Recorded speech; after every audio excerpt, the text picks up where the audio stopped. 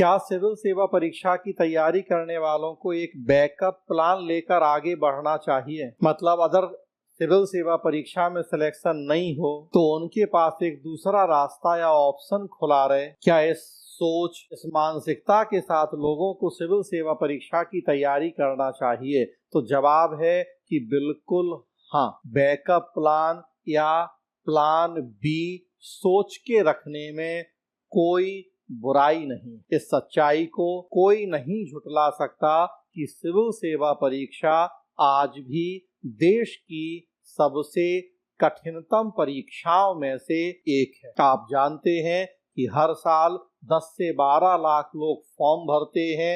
ये संख्या हर साल बढ़ ही रही है। लगभग 60% मतलब 6 से 7 लाख के आसपास लोग परीक्षा में बैठते हैं। 14 से 15 हजार लोग प्री पास करते हैं, 3000 लोग मेंस पास करते हैं और फाइनली 1000 लोगों का सिलेक्शन होता है। कहने का मतलब 10 लाख में से 1000 और आईएएस बनते हैं 100। बाकी 9,99,000 पास नहीं होंगे। मैं ये नहीं कह रहा कि वो फेल हो जाएंगे, हाँ, लेकिन वो पास नहीं होंगे। अगर उनकी एज और अटेम्प्ट बचा है वो अगले साल फिर प्रयास करें। अगले साल भी परीक्षा में बैठने वाले, फॉर्म भरने वाले लगभग उतने ही होंगे, थोड़े बढ़ जाएंगे। सीट भी लगभग उतनी है, 1000 के आसपास, मतलब फिर बच जाएंगे 9,99,000।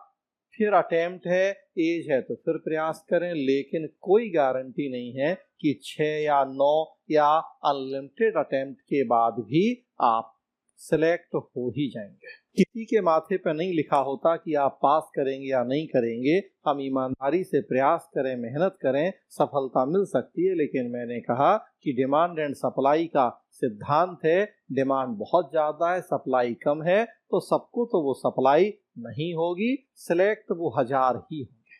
तो वैसी स्थिति में जो बचे हुए लोग हैं, अगर पहले से उनके पास कोई एक अल्टरनेटिव ऑप्शन है, कोई प्लान बी है, कोई बैकअप प्लान है, तो ये बहुत समझदारी वाला निर्णय है आज के समय में। इसमें कहीं कोई बुराई नहीं है। हाँ, ये जरूर है कि जब तक आप सिविल सेवा की तैयारी कर रहे हैं, 2 साल, 3 साल, 4 साल, तब तक पूरे मन से वो करें। और यदि नहीं होता तो फिर एक प्लान बी के लिए भी तैयार रहने में बुराई नहीं है। आज की डेट में तो बड़ी संख्या में ऐसे लोग सिविल सेवा परीक्षाओं में शामिल हो रहे हैं जो इंजीनियरिंग करके आए हैं या एमबीबीएस करके आए हैं या कोई और दूसरा प्रोफेशनल डिग्री और कोर्स करके आए हैं। तो अगर आपने बी या बीटेक किया है, एमबीबीएस किया है, मतलब ऑलरेडी आपके पास एक बैकअप प्लान या प्लान बी है कि इनफैक्ट अगर आईएएस में सिलेक्शन नहीं होगा, आप अपने फील्ड में आगे बढ़ जाएंगे और वहां भी एक अच्छे खासे पैकेज के साथ एक अच्छी सम्मान भरी जिंदगी आप जी पाएंगे। समस्या होती है स्पेशली उन लोगों के साथ जो सिंपल ग्रेजुएट हैं, बीए, एमए करके आते हैं और आईएएस को ही जीवन का एकमात्र लक्ष्य मान के तैयारी शुरू करते हैं।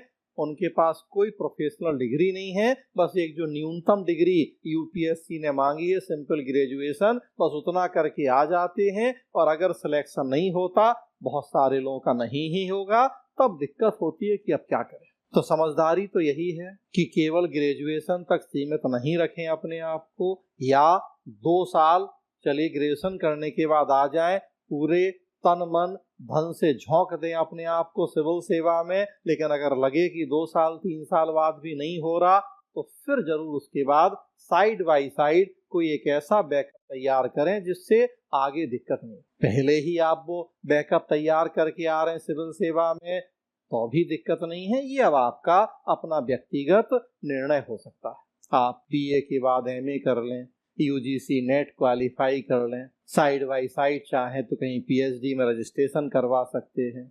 यूजीसी नेट रहेगा तो एक और आपके पास ऑप्शन रहेगा कि आप कॉलेजेस में, यूनिवर्सिटीज में जो असिस्टेंट प्रोफेसर की वैकेंसीज निकलती हैं वो कर सकते हैं। आप बीएड कर लें, डीएड कर लें, 10th 12th की जो वैकेंसीज निकलती हैं स्कूलों में, उनके भी अच्छे खासे पैकेज हैं, आप वहाँ के लिए एलिजिबल हो जाते हैं। बहुत सारे और प्रोफेशनल कोर्सेज आजकल ओपन यूनिवर्सिटीज से होते हैं, स्पेशली इग्नू से, जो घर बैठे बैठे आप कर सकते हैं। इवन आप अपने आईएएस की तैयारी के साथ कर सकते हैं। बहुत एक्स्ट्रा समय भी नहीं देना है, बहुत एक्स्ट्रा ध्यान भी नहीं देना। मास कम्युनिकेशन साथ साथ आप कर सकते हैं, उसका डिप्लोमा डिग्री कर लें। ह्यूमन राइट प्रोटेक्शन, मानवाधिकार संरक्षण, disaster management, rural development, public policy, ढेरों ऐसे कोर्स हैं आज की डेट में, सोशल वर्क वगैरह, कि आप अपने नेचर के अकॉर्डिंग अगर कुछ एक दो ऐसे कोर्स किए रहेंगे, डिग्री डिप्लोमा किए रहेंगे, प्रोफेशनल होगा, तो कल के दिन अगर सिविल सेवा परीक्षा में आपका सिलेक्शन नहीं भी होगा तो एक विकल्प रहेगा। पारिवारिक दृष्टि से, आर्थिक दृष्टि से आप सक्षम हैं, कोई बिजनेसमैन फैमिली है आपकी, तब तो चले कोई बात नहीं, यहाँ नहीं होगा, बिजनेस संभाल लेंगे अपने पिताजी का। बहुत अच्छे खेती किसानी परिवार से हैं, पर्याप्त जमीन जायदाद है, कोई नहीं, आप वो कर लेंगे पिताजी के साथ, उसमें अपना ज्ञान लगा के कुछ नया इनोवेशन कर लेंगे खेती में। लेकिन ऐसे लोग जिनके पास ये सब बैकअप नहीं है, तो उन्हें तो कुछ साथ साथ सोचना पड़ेगा। वो सोच के तैयारी शुरू करें, या तैयारी में एक समय बाद जब लग रहा है कि सिलेक्शन में थोड़ा दिक्कत हो रही है तो तब कर लें, बेहतर होगा।